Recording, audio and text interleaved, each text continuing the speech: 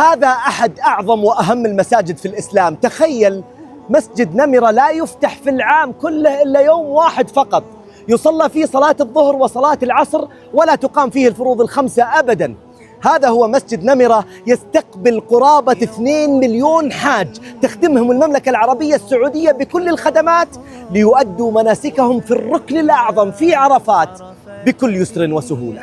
فإذا أفضتم من عرفات فاذكروا الله عند المشعر الحرام. هذا هو المشعر الحرام، أحد أهم وأعظم المساجد في الإسلام، يفتح مرة واحدة في العام. على فكرة هذا المسجد ظل لقرون من الزمن بلا سقف وبلا منارة، حتى سقف واهتم به واعتني به في التوسعات السعودية الحديثة. هذا المسجد تقدم فيه وتذلل كل الخدمات لأجل أن ينعم الحاج بفريضة ميسرة وسهلة. أزيدك من الشعبيت، شايف الأرضية؟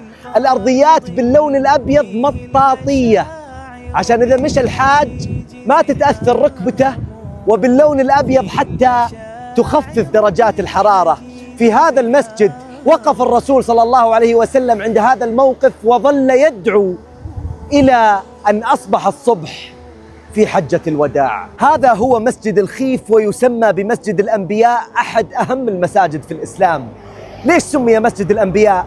أكثر من 70 نبي كما ورد في الحديث الصحيح عن الرسول صلى الله عليه وسلم صلوا في هذا المسجد، ومن ضمنهم النبي موسى عليه السلام.